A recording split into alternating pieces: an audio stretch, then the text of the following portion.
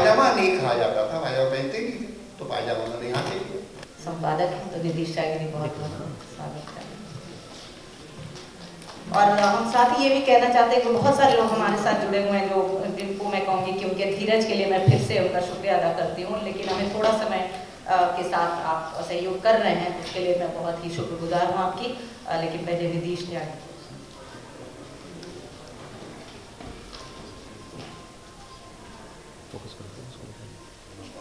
ठीक है, थोड़ा सा प्रेजेंटेशन है, प्रेजेंटेशन पे चले जाना जो कि हिंदी के बारे में है। मैं बहुत पहले अखबार में काम करता था, उसके बाद मैंने टीवी में काम किया, फिर उसके बाद मैगजीन में काम किया, रेडियो में भी काम किया। उससे पहले मैं BBC हिंदी में था। तो 28 साल के उपरांत मैं इंटरनेट पे काम करता हूँ। मुझे लगता है कि हिंदी का एक नए तरह की एक और हिंदी की भाषा है, जैसे कि बहुत सारी और भाषाएं। क्वालिटी तो देनी पड़ेगी। तो पहले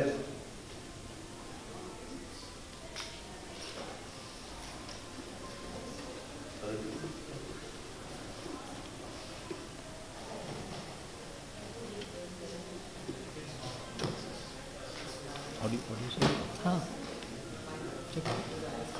ठीक है, तो मैं उसके बाद जो बोलना था वो पहले बोल दूँगा।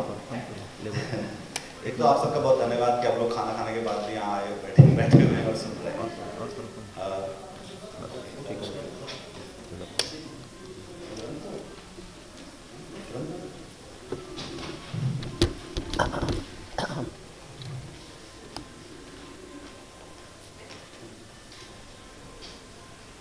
तो ये कुल मिला के जो 4-5 जल्दी से मैं बता दूंगा इनके बारे में, और फिर हम आगे थोड़ी सी और बात करेंगे। एक तो हिंदी के बाजार के बारे में कि हिंदी का बाजार कितना बड़ा है, कितना जटिल भी है। सरल तो कुछ भी नहीं है, और क्योंकि भाषा हर जगह बदलती रहती है, और खासतौर पर इंटरनेट अपनी चुनौतियाँ लेकर आता है, तो उससे हम सब भी गुजर जाए।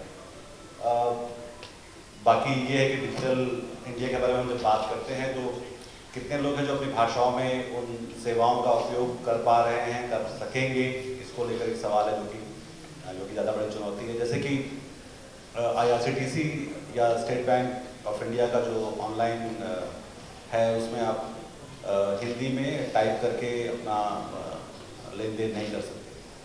तो हम एक तरफ बात तो कर रहे हैं डिजिटल इंडिया की, पर IRCTC जो कि दुनिया की सबसे बड़ी ई कॉमर्स कंपनियों में से एक है, वहाँ पर भी आप हिंदी लेने के या दूसरी भाषा में भी नहीं कर सकते। हिंदी आगे कैसे बढ़ेगी इसके बारे में थोड़ी सी बात करेंगे, और हिंदी की जो चुनौतियाँ उसके बारे में बात करेंगे। तो इस वक्त करीब मेरे ख्याल से 490 करोड़ कहता है, जो एक मोटा बड़ा डाटा है, हिंदी बोली जाती है, और ये दुनिया में शायद तीसरी चौथी के बीच में है इस समय हिंदी। और इन 490 करोड़ जो लोग हैं वो बड़े तौर पे ये आपको देखना चाहिए कि वो हिंदी किस तरह की हिंदी, कौन सी हिंदी, कहाँ पर हिंदी, किस तरह का हिंदी, क्या चल रहा है उनके बीच में, और क्या बर्ताव में किस तरह की हिंदी लेकर वो आते हैं। उसमें हिंदुस्तान का जो इंटरनेट है, जो कि क्योंकि थोड़ा सा वो देर से चल रहा है और देर से आया भी है बाकी मुल्कों के मुकाबले, तो थोड़ा धीरे है, पर कुल मिला के इस समय हम 25 करोड़ के आसपास होगी हिंदी जो है। और अंग्रेज़ी का जो अब वृद्धि है वो काफ़ी धीमी होती जा रही है, पर हिंदी और दूसरी भाषाओं की वृद्धि बहुत तेज़ होती जा रही है। जब ये पूरा का पूरा ये जो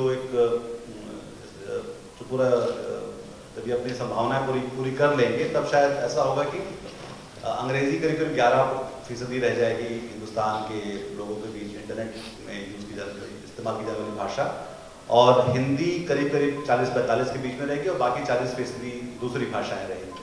तो इसलिए हम सबको सोचना चाहिए कि इंटरनेट पर हिंदी किस तरह की संभावना रखती है, किस तरह से आकार लेगी, उसको हम किस तरह से उसको संभाल बचा निखार सकते हैं, और ये सब हम सबका काम होना चाहिए।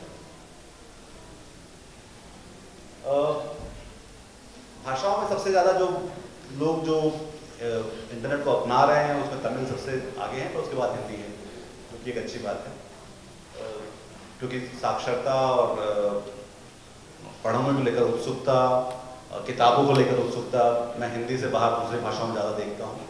तो ये सुखद है कि हिंदी दूसरी नंबर की भाषा है जहाँ पर लोग तेज़ी से उसको इंटरनेट पे अपना रहे हैं।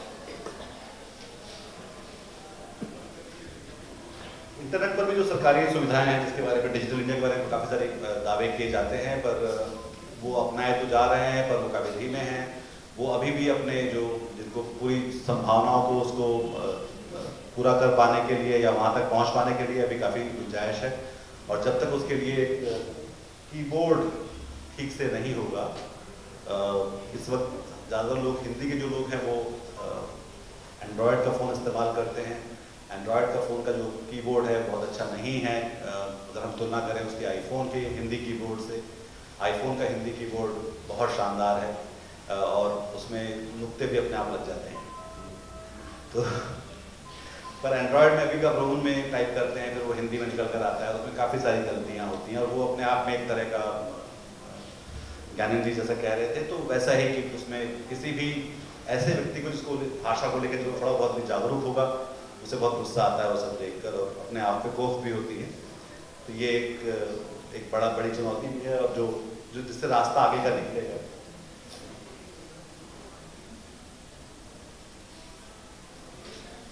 ये जो मैं कह रहा था कि अगले उसमें जो 10 में से 9 भाषाओं के होंगे और उसमें से आधे लोग हिंदी के होंगे, ये अपने आप को एक बहुत बड़ा एक तरह का बताता है कि कैसे हम हमारा आगे का रास्ता कितना, ये तो होने ही वाला है। अब जो क्योंकि ये हो ही रहा है तो कैसे अच्छा कर लें, कैसे उसको हम एक बहुत अच्छा, मतलब उसको एक संभाल लें, निखार लें, ये ज़्यादा मुझे लगता है हम सबकी चुनौतियाँ होनी चाहिए। जो लोग हिंदी की रोजी रोटी खाते हैं, जैसे कि मैं खाता हूँ। एक छोटा सा एक और है कि भाषाएँ कैसे इस तरह से बढ़ रही हैं और 2021 में ये जाके ये 536 करोड़ हो गए, 3 लाख।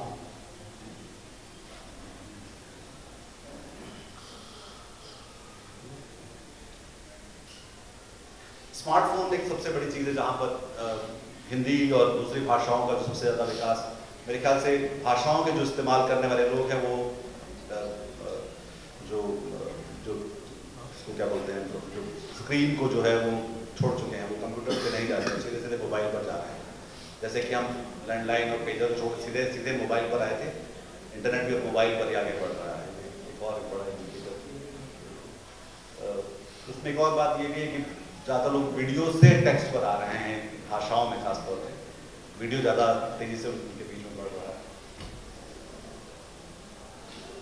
ये एक बड़ा इंडिकेटर है क्योंकि जब सब कुछ डूब रहा है, टेलीविज़न के न्यूज़ और टेलीविज़न का मीडियम पैसे उतने नहीं कमा रहा है, प्रिंट लगभग अपनी आखिरी 10-12 साल देख रहा है अपने सामने, उस वक्त मोबाइल पे और इंटरनेट का जो विज्ञापन रेवेन्यू है वो आगे बढ़ रहा है। वो एक दिलचस्प बात है देखने की, और इससे एक तरह का आश्वस्ति बोध भी है कि जो इसमें काम करेंगे वो शायद प्रासंगिक बने रहेंगे आगे आने वाले समय में।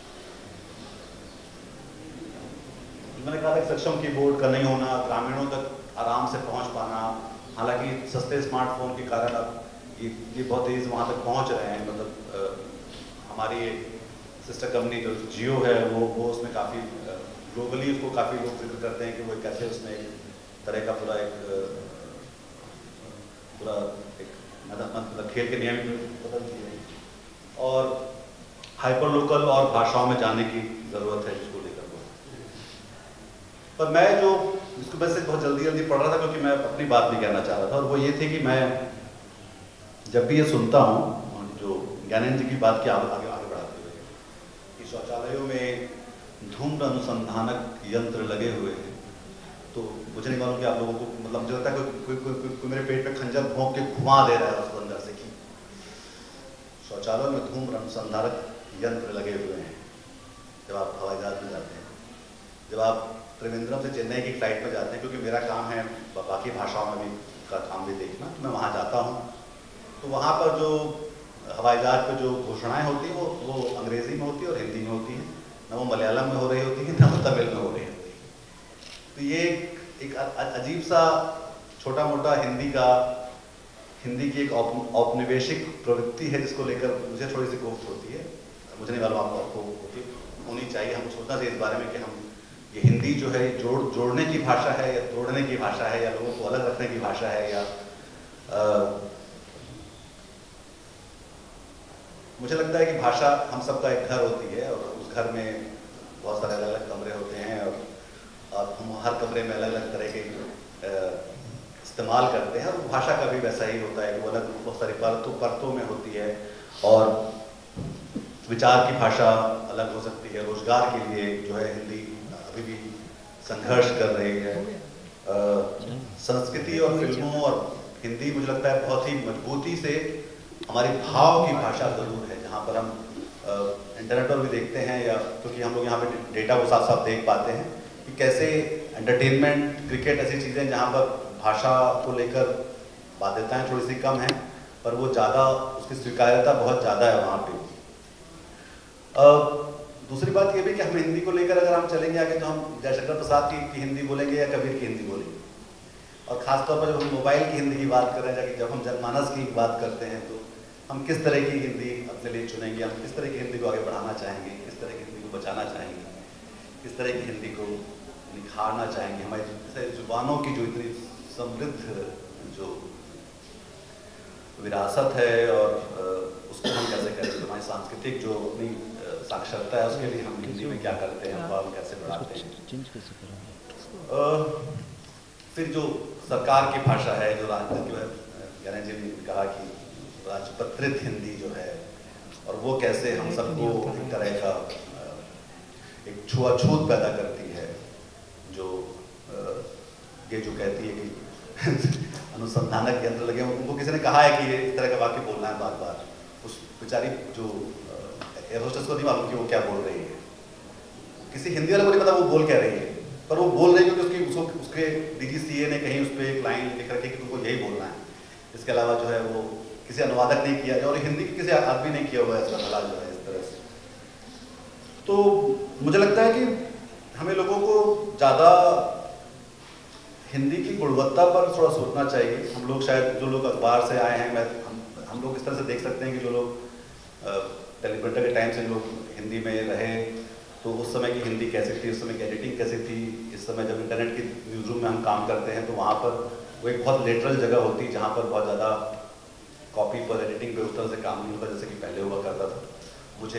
मैं उस समय को मिस करता हूँ, क्योंकि वहाँ पर ज़्यादा शिद्दत से हम लोग बात करते थे कि भाषा वाकई कैसे होनी चाहिए। एक और बात जो आखिरी उसमें मैं बात खत्म करना चाहता हूँ वो ये है कि हिंदी में हम कितने ढंग के वाक्य पढ़ रहे हैं, हम कितने ढंग के वाक्य बोलते हैं खुद, और कितने ढंग के वाक्य हम लिख पाते हैं।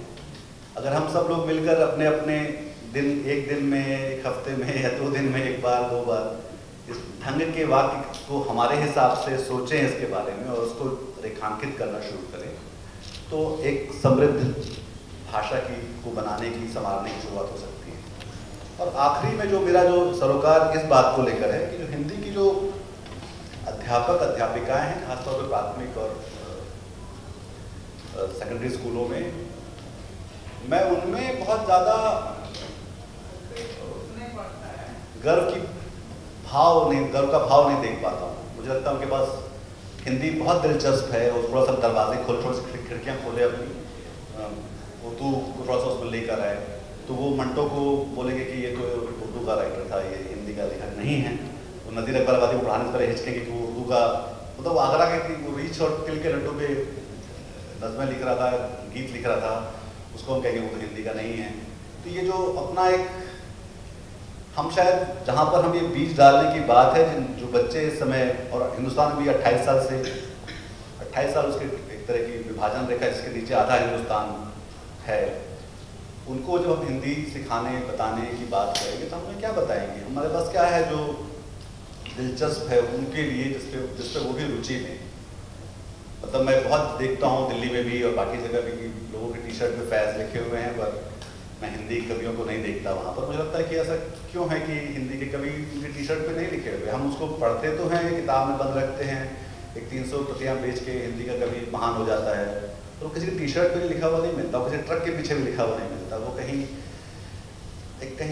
बुरा बुरा सा कहीं है कुछ ऐसा जो मतलब उसमें एक तरह का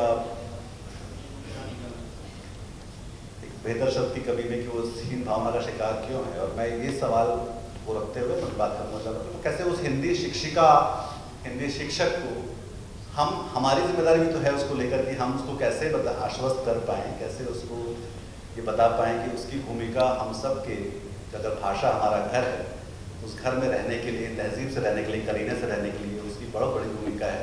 और उस बड़ी भूमिका के लिए हम कुछ नहीं कर रहे हैं, वो भी कुछ नहीं कर रही है, क्योंकि उसको कुछ लग नहीं रहा है ऐसा कुछ करने के लिए।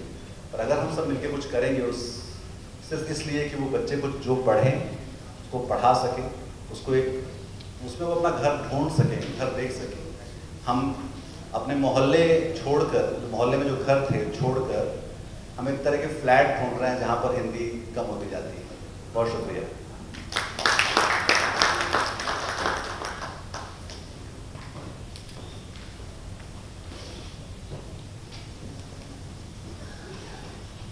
बहुत बहुत शुक्रिया ज्ञानी जी, आप यहाँ आए और आपने सुझाव दिए। नीतीश त्यागी जी, आपका बहुत बहुत शुक्रिया कि आपने बहुत सारे आयामों को छुआ जो हिंदी से जुड़े हुए हैं और उनसे जो सरोकार रखते हुए आयाम हैं उन पर आपने बातचीत की। आपका बहुत बहुत शुक्रिया। शुक्रिया उन सभी का एक बार फिर जो हमारे साथ जुड़े हुए हैं पूरे दिन।